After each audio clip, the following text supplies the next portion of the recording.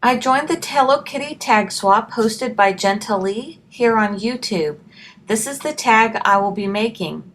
I cut a manila folder into 4¼ by 7 inches tall to make the tags, but they're not quite sturdy enough. They will be the front of this tag. However, I wanted to make it a little thicker, so I did go ahead and also cut some matching chipboard.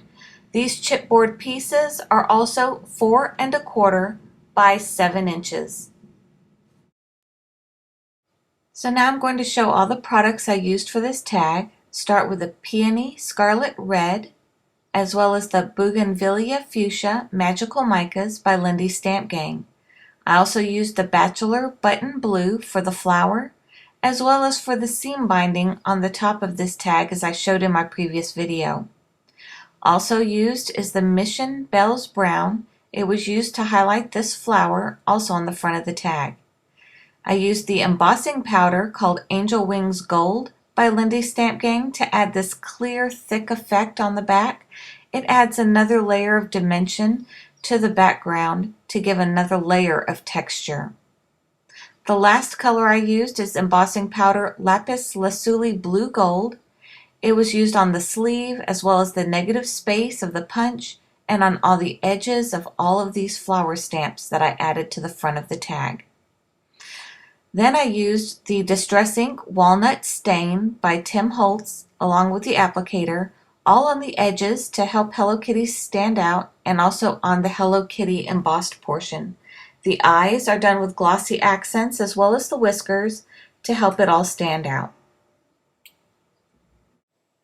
So now I'll use a mini mister and add water and just a small scoop of the Peony Scarlet Red. This one scoop inside this bottle is enough to cover all 4 of these tags.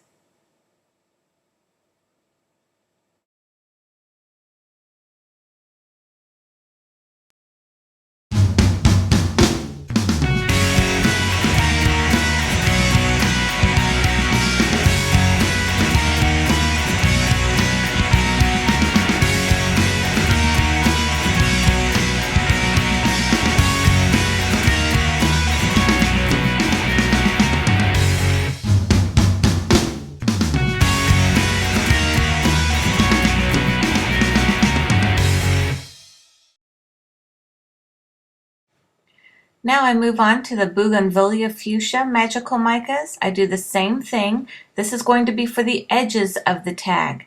So I'm just going to take 1 scoop of this Bouganvillia Fuchsia Magical Micas, put it in my tube, again fill this tube with water, shake it, and apply it to the tag.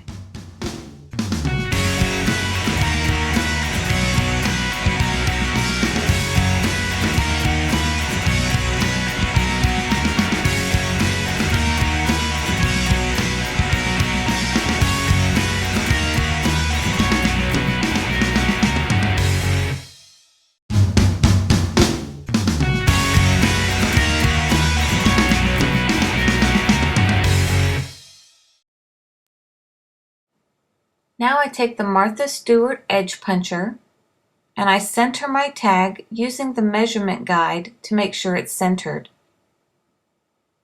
Then I overlap onto the heart shape next to it to match my punch on both sides. Now I want to take off the little pieces on the sides of these edges, so I'm going to use my precision scissors and cut around these edges to make the top look more like a tag.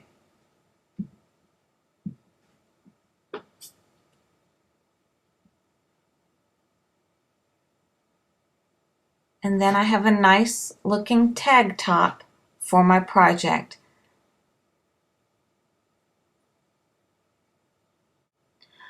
I want to make this folder piece more sturdy, so I'll apply it to the chipboard with Mod Podge.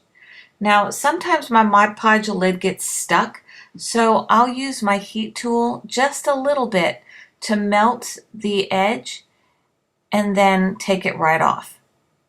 So to apply the Mod Podge to the chipboard, I need a sponge applicator and a little paint tray, and I'll just pour my Mod Podge into that tray.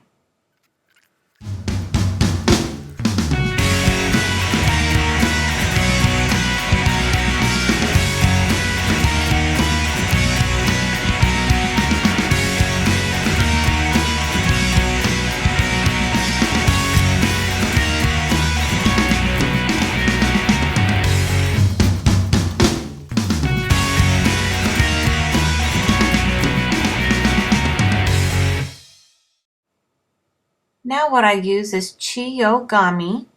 Often people call it also origami. It's what we make these little paper cranes out of in Japan. But what I did was I crumpled them and tore them in order to apply them to make this background along with Mod Podge.